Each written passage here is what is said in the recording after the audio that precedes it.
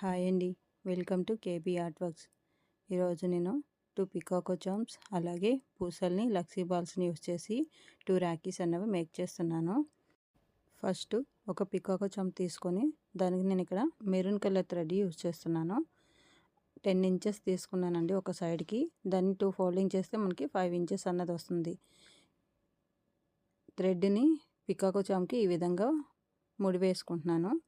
వేసుకున్న తర్వాత గోల్డ్ పూసని పెట్టి దానికి మళ్ళీ వైట్ పూసని పెడుతున్నాను, మళ్ళీ గోల్డ్ పూసని పెడుతున్నాను. ఇదే విధంగా ఆపోజిట్ సైడ్ కూడా పెట్టుకుంటాము. తర్వాత లాస్ట్లో ఈ విధంగా 3 అన్నది వేస్తున్నాను, ఎందుకంటే పూసలు బయటికి రాకుండా ఉంటాయి. ఇంకొక రాఖీకి కూడా నేను చామ్ తీసుకొని same maroon colour thread use చేసి ఈ విధంగా 3 అన్నది వేసుకుంటున్నానండి. ఇక్కడ నేను ఒక చిన్న టిప్ చెప్తాను. మనం పూసలను గుచ్చడానికి ఇక్కడ నీడిల్ యూస్ చేయలేము. పూస కన్నం చాలా చిన్నగా ఉంటుంది. దానికోసం నేను ఇక్కడ ఫ్యాబ్రిక్ గమ్మును పెట్టి 2-3 మినిట్స్ డ్రై అయిన తర్వాత ఈజీగా మనం పూసల్ని థ్రెడ్లోనికి గుచ్చుకోవచ్చు.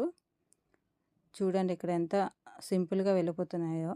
ఈ విధంగా మనం ఇక్కడ వైట్ పూసను పెట్టి నేను ఇక్కడ లక్సీ బాల్ మళ్ళీ వైట్ పూసను పెట్టి ఈ విధంగా చేసుకుంటున్నాను.